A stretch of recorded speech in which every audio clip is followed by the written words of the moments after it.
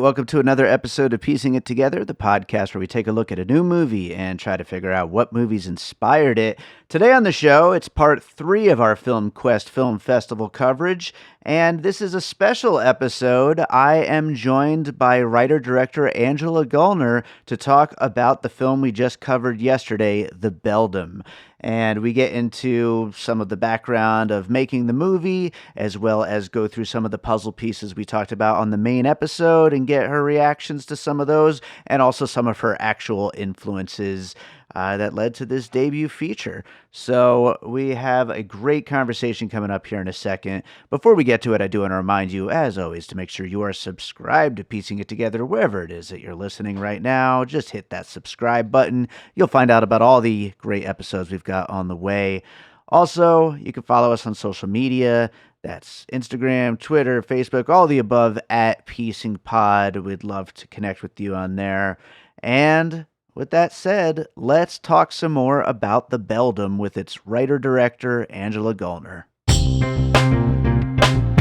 All right, so we've got Angela Gulner here with us to talk about The Beldham. Angela, thank you so much for being here. Thanks for having me. Yeah, absolutely.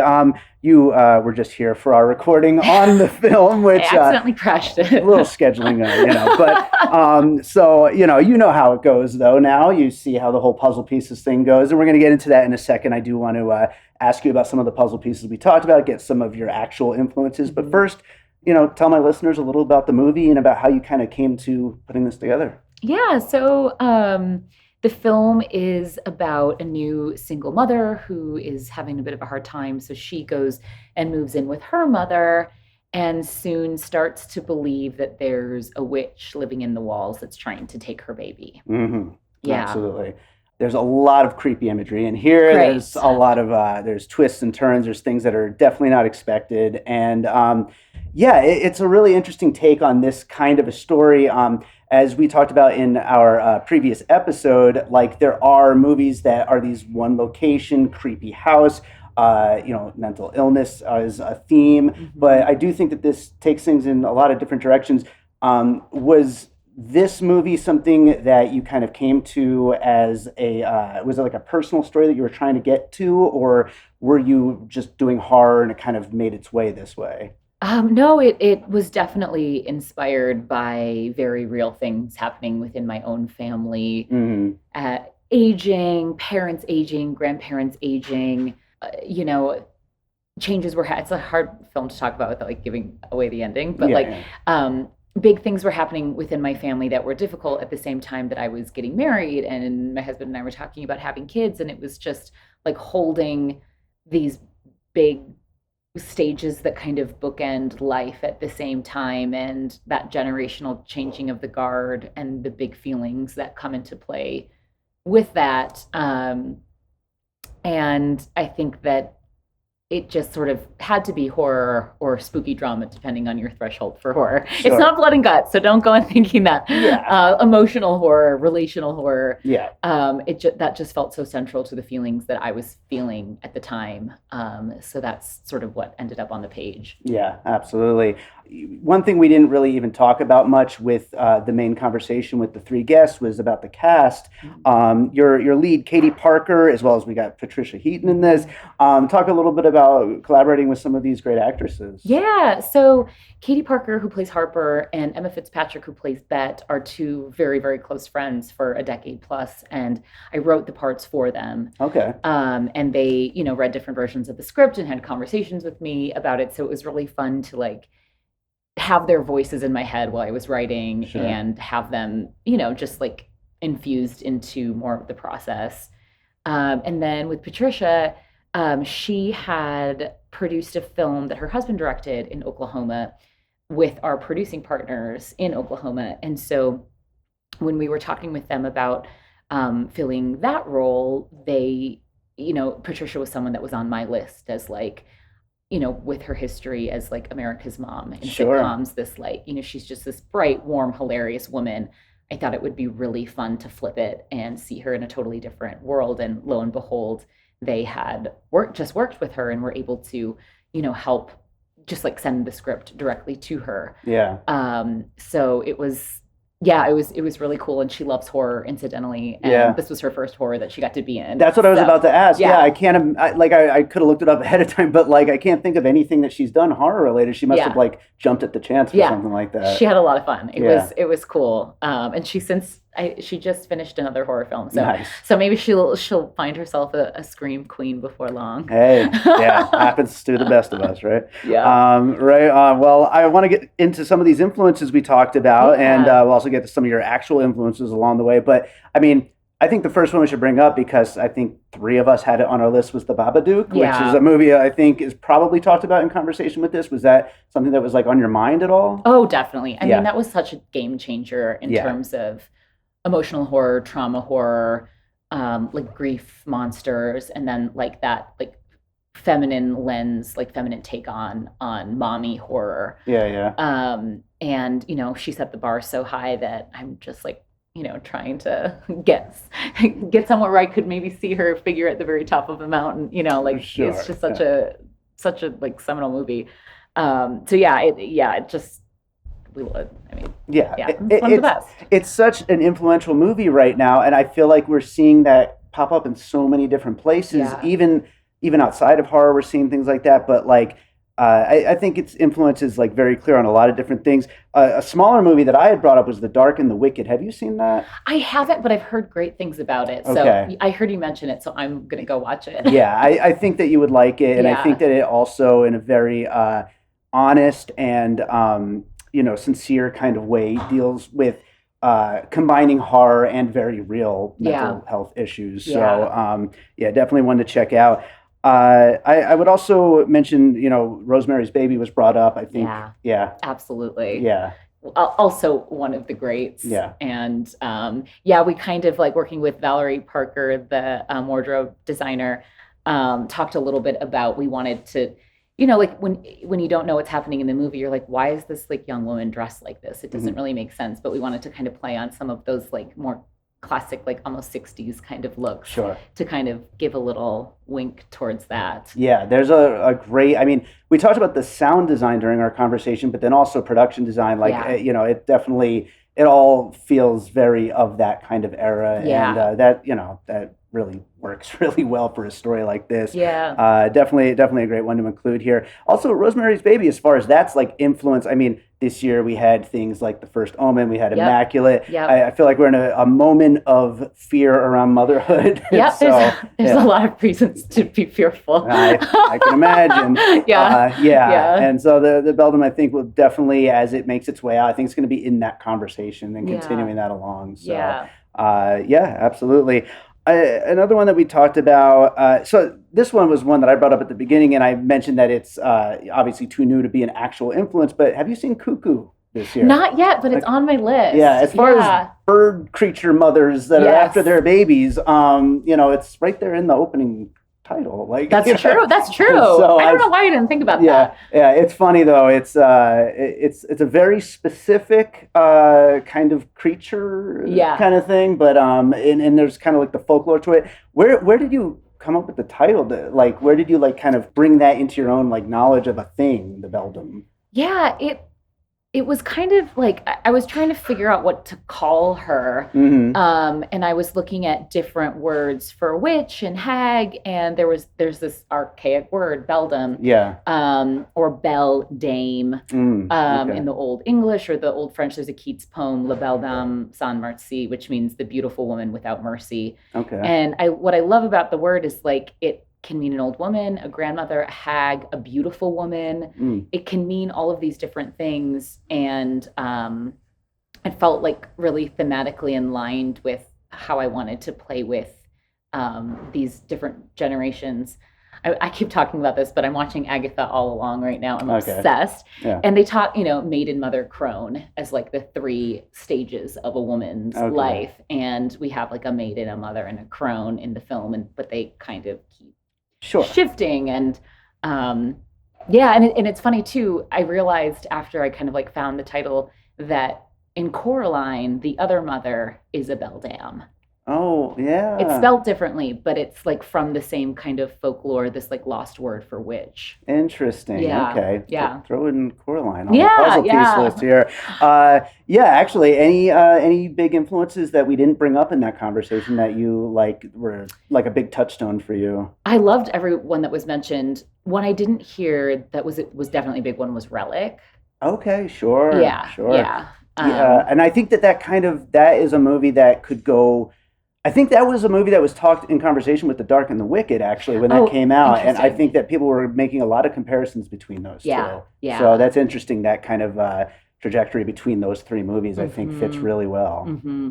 Okay. Yeah. All right. Relic's a very interesting one to add to the list. Any other big influences that you have? What about filmmakers in general? Any filmmakers whose work is like a big influence on you? Oh, This is your debut feature, yes. Yeah, right? yeah, Okay, yeah. so yeah, especially as a debut feature filmmaker, any kind of filmmakers that are like big influences for you, just in general, not even necessarily Oh, on this movie. yeah. Just in general, and I'm going to say your name wrong because I can't speak French, but Julia Ducournau is like Okay, one of my favorites. yeah, I mean, I'm going to say such like typical filmmaker stuff, but like Yorgos Lanthimos, I really, really sure, love. I'm a big Greta Gerwig fan. sure. I'm going to be missing some and be like hitting Jennifer Kent, of course. Yeah, yeah, yeah. Yeah, yeah. Those are like some of my top ones that come.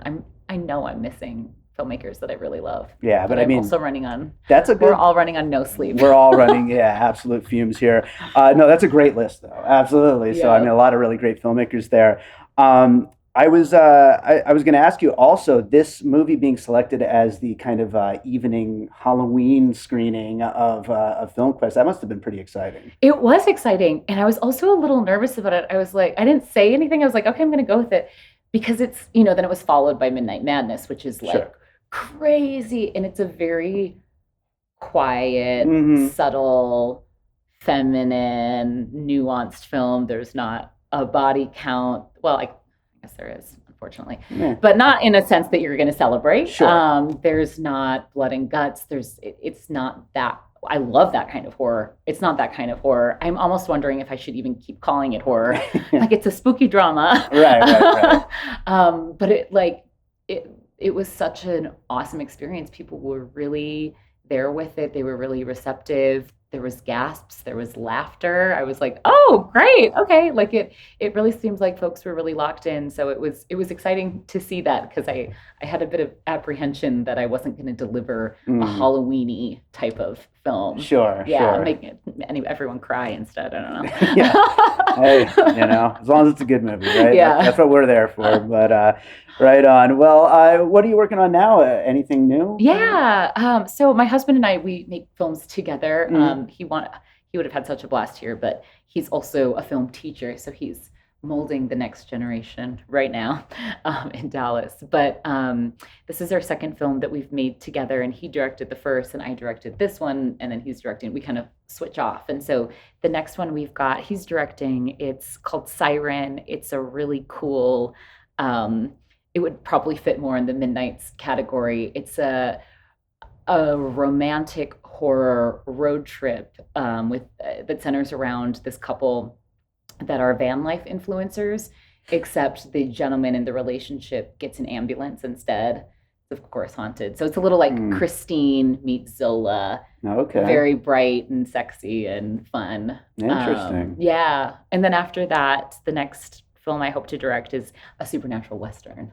Supernatural Western. Yeah. Okay. Based on a Greek myth. Okay. So A we've got Greek myth, supernatural and Western. That's it's a lot of a stuff. mashup. Yeah, Yeah, it's a absolutely. mashup. We like to mash genders. Yeah. Or not genders, genres. Yes, And absolutely. genders, I guess. Why Yeah, not? why not? Yeah, we're all having a good time here. Yeah. Yeah, totally. Right on. Well, yeah, any closing thoughts, anything that you were like excited about when kind of sharing this as you're going through the festival run with this movie? Yeah, I mean, I think like the thing that's really striking me the most is folks coming up after and sharing personal experiences with the some of the themes. Yeah. And so that it's been pretty like powerful to hear stories of people's families and things that they're going through right now. Because it's tough. I feel like you hit, at least for me, I hit like 35 and all of a sudden my family, all of my friends, there's a shift, Yeah. and it's just a little bit different. So it's felt really um, really cool and really just like heartwarming to have those conversations. I'm sure, yeah, and I think that when you go to festivals like FilmQuest, these genre festivals, people are just so open to hearing So these kind of yeah, stories, yeah, and I think that this is one that could definitely, influence a lot of interesting conversations and people that are like really connecting with it in a way, and so that must be very rewarding as you're going yeah, through. yeah. It's So, been really cool. right on, right Yeah. on. Well, Angela, where can people find you and all your work and everything you're up to? Yeah, so on Instagram, I'm just Angela Gulner, Gulner. Our company is called Wicked Myth Films. We've done a really bad job of keeping up our Instagram, but in 2025, we're gonna have a website. Dang it! Yes, yes. But Instagram is the best way, and you can follow the Beldham on Instagram as well. Right on. Yeah. Well, Angela, thank you so much for sitting down with Thank you. me. This was great. Hopefully, we'll get you on a regular piecing it together sometime. I'd That would love be to have so you. fun. Yeah, it would be Right awesome. on, right on. Cool. All right, so I hope you enjoyed that conversation with Angela Gulner about the Beldham. And I hope you've been enjoying all of these conversations that I've been having with these great guests over at FilmQuest Film Festival. So we've got a bunch more on the way, an entire week of these coming up. So we've got 2 more filmmaker follow-ups, 2 more films to cover. So lots of podcast on the way, and then we'll get back to some of the theatrical releases. We've got the live show on Heretic coming up this week, and a whole bunch of other stuff on the way. So make sure you are subscribed wherever it is that you're listening. And if you want to follow us on social media at Piecing Pod, I'd love to hear from you. And you can also join our Facebook group, Popcorn and Puzzle Pieces, where we continue the conversation about all the movies we talk about here on the show. I also want to mention our Patreon, the Produced by David Rosen Patreon, where I post bonus and advanced content from Piecing It Together, from Awesome Movie Year, and from my music career. Lots of great stuff over there at patreon.com/bydavidrosen. I do post video versions of some of these episodes on the Patreon, as well as advanced content and all kinds of cool stuff. So I appreciate you all being out there listening. If you want to support the show too, you could do that and get access to a whole bunch of cool stuff. So check that out. And with that said, let's close this out with another piece of music like I always do. And on the last one, the Beldham episode, I went back to my album An Unseen Sky. So, you know what? I still have that folder open. So let's go for another song from An Unseen Sky. You know what? This actually kind of fits pretty well with the theme of the movie. So let's go with the track called Forgotten. So I hope you enjoy this piece of music, and we will be back with more Piecing It Together tomorrow.